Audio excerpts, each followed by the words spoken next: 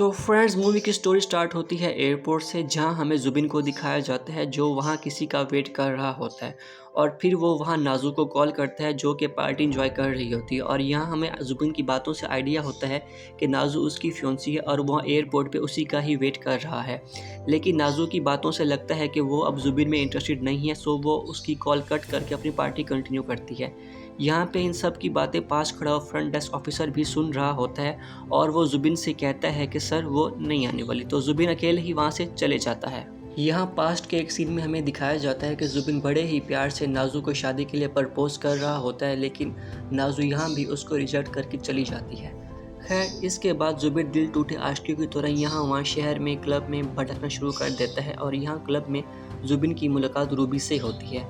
यहाँ वो दोनों कुछ बातें करते हैं और रूबी भी उस पर जोक क्रैक करके वहाँ से चली जाती है। क्लब से जाने के बाद रूबी को जुबिन रोड पर लेटा हुआ मिलता है, जिसको उठा के वो अपने घर ले आती है। नेक्स्ट मॉर्निंग जब वो उठता है तो वो खुद को इस हालत में देख के काफ़ी शॉक हो जाता है। और यहाँ रूबी जुबिन को बताती है कि वो किस तरह उसको लेके आई और वो उसको बताती है कि वो एक फोटोग्राफर है।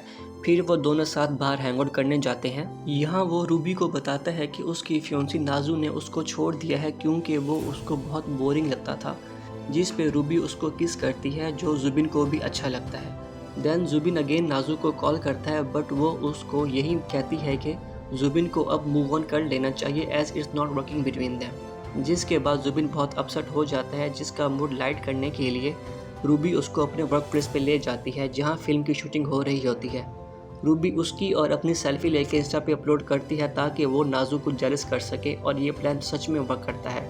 इसके बाद जुबिन रूबी से हेल्प मांगता है कि क्या वो उसकी हेल्प कर सकती है to make him look more better and more groom, जिस पे रूबी पहले तो बहुत मजाक उड़ाती है उसका, बट फिर मान जाती है। अब वक्त के साथ साथ रूबी को भी जुबिन की बातें अच्छी लगने लगी थी और उसको भी जुबिन की आदत होने लगी थी।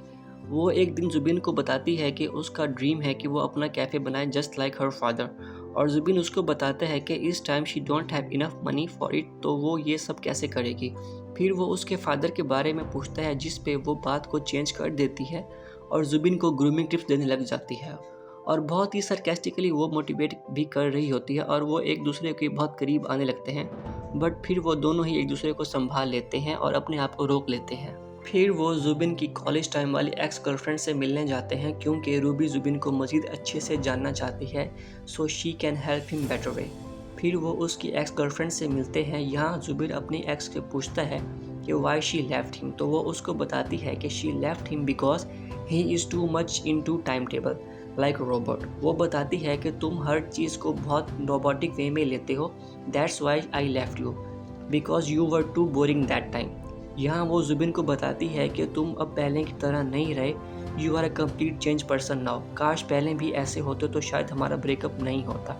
अब जुबिन को भी अपने बिहेवियर में और पर्सनैलिटी में डिफरेंस फील होता है। नेक्स्ट डे जुबिन रूबी को घर छोड़ने के बहाने उसको उसके डैड के घर ले आता है, जहाँ उसको आइडिया होता है कि रूबी और उसके फादर के रिलेशन कुछ अच्छे नहीं हैं और यहाँ उनमें बहुत आर्ग्यू भी होते हैं और रूबी यहाँ से चली जाती है। फिर जुबिन रूबी के फादर को अपनी सारी बैक स्टोरी सुनाता है कि how he met her and how she is helping him. यहाँ वो उनको बताता है कि रूबी कैफ़े बनाना चाहती है to make his father proud, जो सुन के रूबी के फादर इमोशनल होकर वहाँ से चले जाते हैं। रूबी के फादर को जुबिन पसंद आने लगा था और वो उससे अच्छे से बात करते हैं। रूबी यहाँ अपने फादर से इसलिए भी नाराज़ होती है क्योंकि उसको लगता है कि उसके फादर ने उसकी मदर को छोड़ दिया था और उसके फादर ही की वजह से उसका सारा बचपन उसने अपनी माँ के बगैर गुजारा है। बट लेटर ऑन उसका फादर उसको बताता है कि उसकी माँ अपनी मर्ज़ी से उसको छोड़ के किसी गोरे के साथ भाग गई थी, वो कभी भी अपने हस्बैंड और डॉटर के साथ रहना ही नहीं चाहती थी। ये सब जानने के बाद रूबी को बहुत गिल्ट होता है कि इतने साल उसने फादर से जिस चीज़ को लेकर इतनी नफरत की उसमें उनकी कोई मिस्टेक थी ही नहीं। वो बहुत हर्ट होती है अपने बिहेवियर से और अपने फादर को सॉरी करती है और यहाँ बाप बेटी की बॉन्डिंग फिर से डेवलप हो जाती है। नेक्स्ट वो दोनों रूबी के फादर को गुड बाय करके वापस घर आते हैं और रूबी फर्स्ट टाइम यहाँ जुबिन के लिए कुछ कुक करती है और यहाँ जुबिन भी रूबी के लिए बहुत कुछ फील करने लगा था, उसको रूबी अच्छी लगने लगी थी।